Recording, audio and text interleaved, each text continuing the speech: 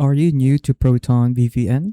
Before you start changing settings or randomly picking servers, let me show you the right way to use Proton VPN so you get the best experience from the start. So first is we have step 1. So after signing in Proton VPN, what you can do is just simply use Quick Connect. So just simply click on Quick Connect right here, or just simply click on Connect right here on the top. And then Proton VPN will automatically choose one of the fastest and most suitable servers based on your location. So for most users, this is the easiest and best way to get started. So I'll just simply click on Connect right here, and then it will connect me to the nearest server that I can join. So I connected to Japan right here.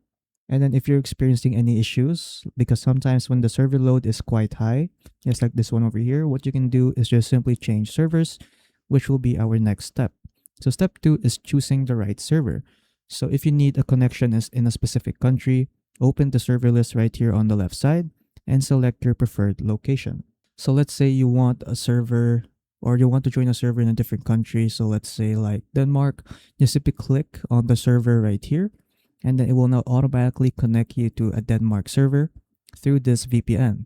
So currently I can't show it to you since I am using the free plan, but if you're using a paid plans, you can definitely connect to these servers. So for everyday browsing, choose a nearby server for the best speeds. Only connect to distant servers if you need access to content from another region.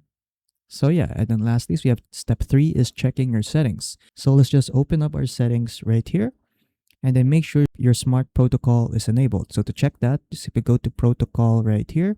This one right here on the top, it says recommended. So this allows Proton VPN to automatically choose the best protocol for your network, helping improve connection reliability. If you're on a paid plan, you can also explore features like NetShield and Secure Core, but you don't need to enable everything right away. Yeah, so that's the right way to start using Proton VPNs. Stick with Quick Connect, use nearby servers for the best performance, and let Smart Protocol handle your connection. Once you're comfortable, you can explore the advanced features as needed. So yeah, so that's pretty much it. So if you guys found this video helpful, don't forget to leave a like and subscribe for more tech tips. That is all.